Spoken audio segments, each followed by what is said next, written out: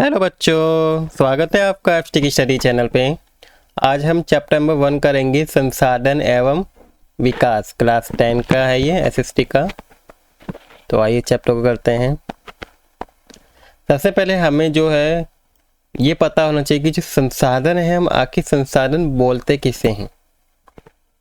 संसाधन एक ऐसी वस्तु है जो हमारी आवश्यकता को पूरा करती है। उस वस्तु को हम क्या कहते हैं? संसाधन कहते हैं। हमारे पर्यावरण में उपलब्ध प्रत्येक वस्तु जो हमारी आवश्यकता को पूरा करने में यूज़ की जाती है, जिसको बनाने के लिए प्रौद्योगिकी उपलब्ध है। प्रौद्योगिकी मतलब टेक्नोलॉजी उपलब्ध है, जो आर्थिक रूप से संभाव्य और सांस्कृतिक रूप से मान्य है, उसे हम संसाधन कहते हैं। तो इस संसाधन की डेफिनेशन लिखिए आप यहाँ से यहाँ तक। हमारे पर्यावरण में उपलब्ध वस्तुएं जो हैं की रूपांतर प्रक्रिया प्रकृति, प्रौद्योगिकी और संस्थाओं के पारस्परिक क्रियात्मक संबंध में निहित है। मानव जो है प्रौद्योगिकी द्वारा प्रकृति के साथ क्रिया करता है टेक्नोलॉजी के थ्रू, और अपने आर्थिक विकास की गति को तेज करने के लिए संस्थाओं का क्या करता है? मनुष्य निर्माण करता है। क्या आप भी अन्य वस्तु से लोगों की तरह संसाधनों को प्रकृति उपहार समझते हैं? ऐसा नहीं है कि संसाधन मानवीय क्रियाओं का परिणाम है।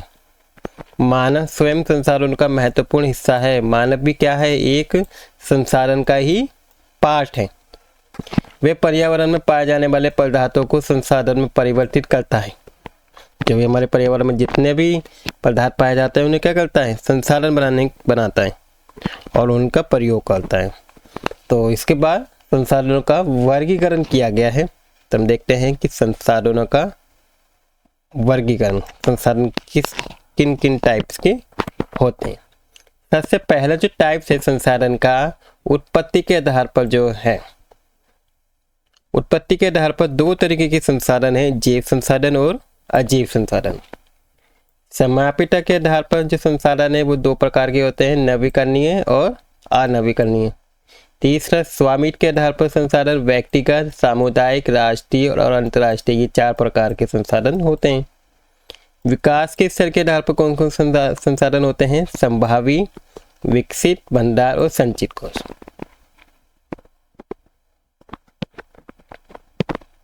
इसको देखिए यहाँ पे टेबल दी हुई है। यदि संसाधन दो तरीके की, प्राकृतिक और मानवीय।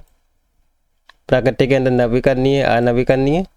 मानवीय में संरचना एवं संस्थाएं, मात्रा एवं गुणात्मक।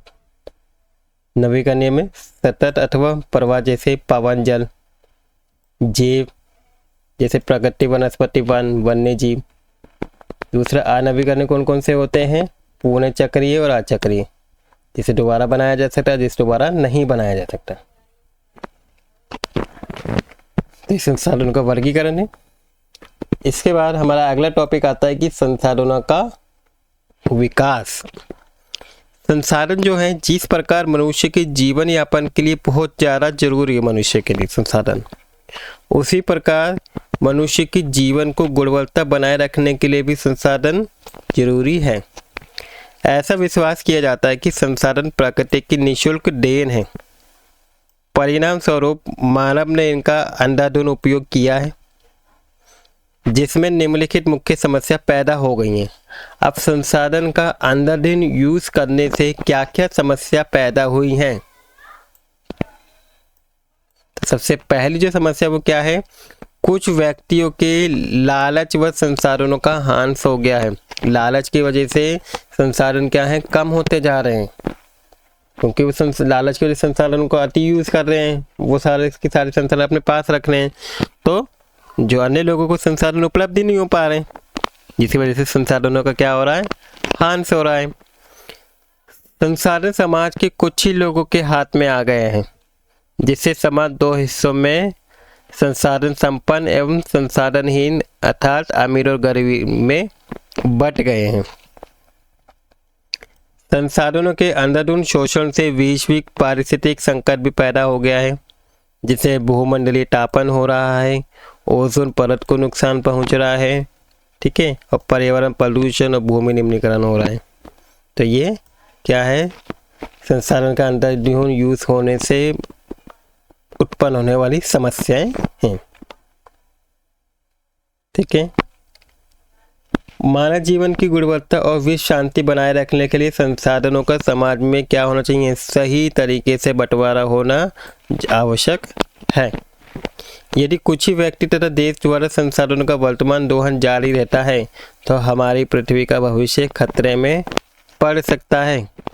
इसलिए हर तरह के जीवन का अस्तित्व बनाए रखने के लिए संसाधनों के उपयोग की योजना बनाना जरूरी है। सतत अस्तित्व सही अर्थ में सतत पोषणीय विकास का ही एक हिस्सा है।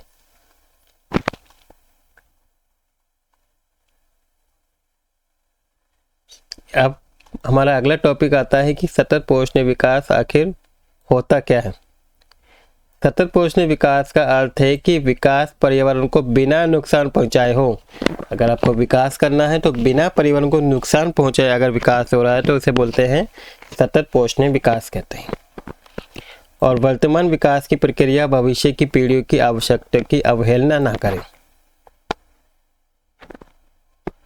ठीक है, तो इसे हम सतत पोषणीय विकास कहते हैं।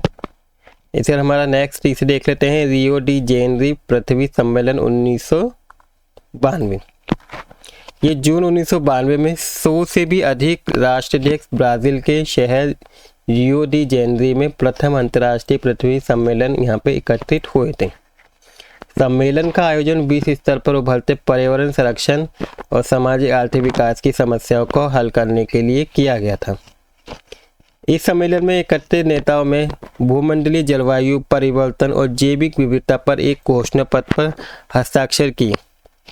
रियो सम्मेलन में भूमंडलीय वन सिद्धांतों पर सहमति भी जताई और 21वीं शताब्दी में सतत पोषणीय विकास के लिए एजेंडा 21 को क्या कर दी, स्वीकृति प्रदान कर दी।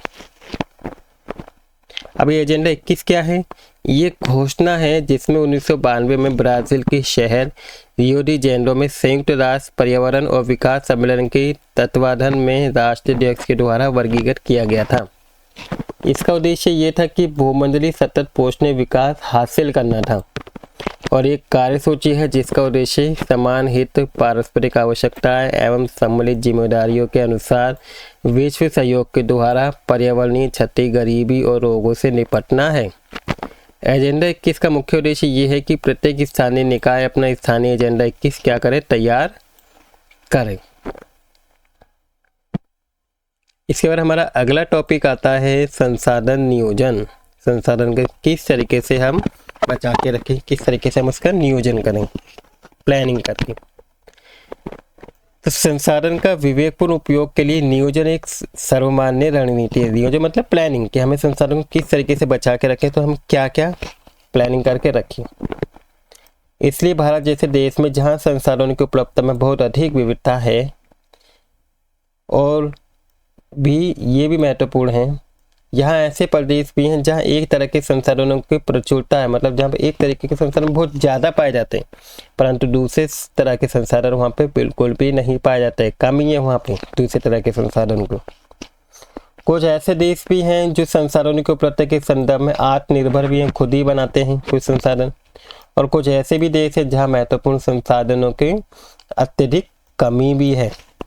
जैसे उदाहरण के लिए झारखंड, मध्य प्रदेश, छत्तीसगढ़ आदि जगहों में खनिज और कोयले के भंडार बहुत हैं, लेकिन अरुणाचल प्रदेश में जल संसाधन प्रचुर मात्रा में पाया जाता है परंतु मूल विकास की यहाँ पे कमी है। राजस्थान में पवन और सौर ऊर्जा संसाधन की बहुत ज़्यादा पाया जाता है लेकिन जल संसाधन की यहाँ पे कमी है, राजस्थान में पानी की कमी है। लद्दाख का शीत मरुस्थल देश के अन्य भागों से अलग अलग पड़ता है और ये प्रदेश सांस्कृतिक विरासत के धनी है परंतु यहाँ जल, आधारभूत अवरचना तथा कुछ महत्वपूर्ण खनिजों की यहाँ भी क्या है, कमी है।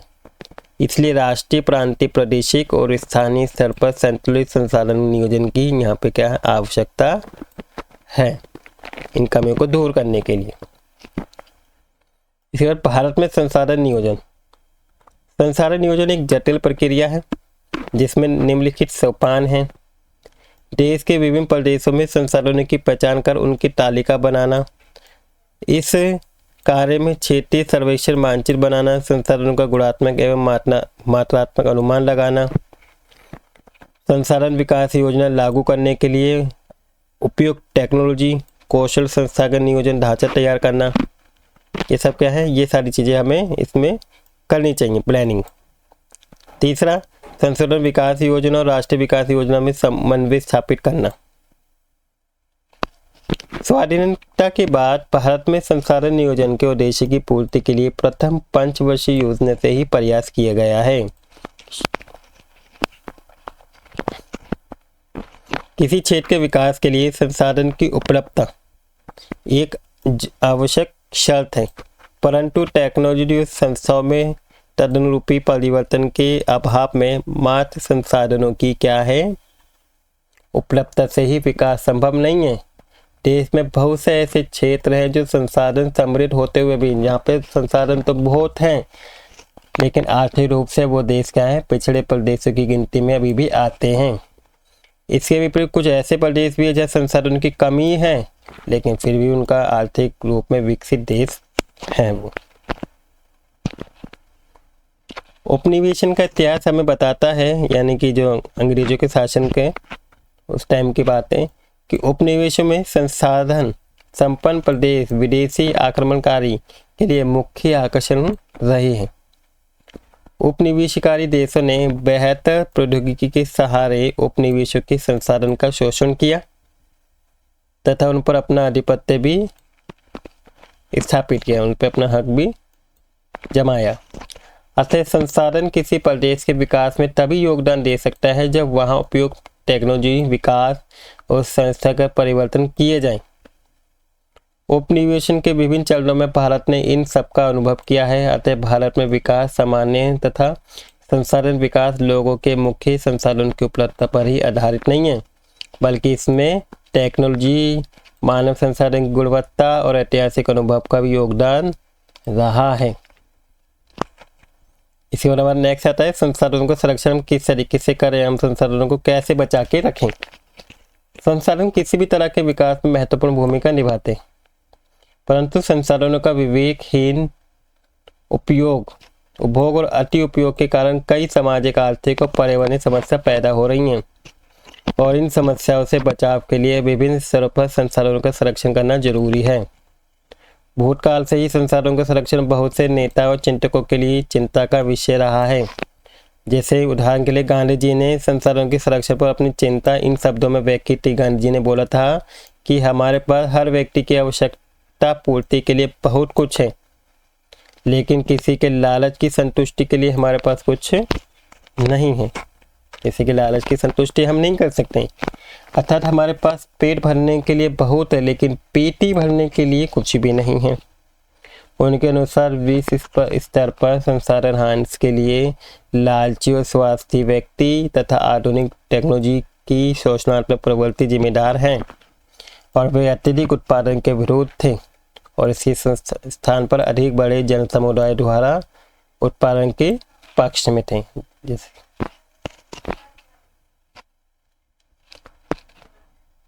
ठीक है, इसके बाद एक आता अंतर्राष्ट्रीय स्तर पर व्यवस्थित तरीके से संसाधन संरक्षण की वकालत 1968 में क्लब ऑफ रोम ने की थी। उसके बाद 1974 में सुमेसर ने अपनी पुस्तक स्मॉल इंच ब्यूटीफुल में इस विषय पर गांधी जी के दर्शन की एक बार फिर से लिखा था। 1987 में ब्रूडिल्स आयोग रिपोर्ट द्वारा वैश्विक स्तर पर संसाधन संरक्षण के मूलधार योगदान किया।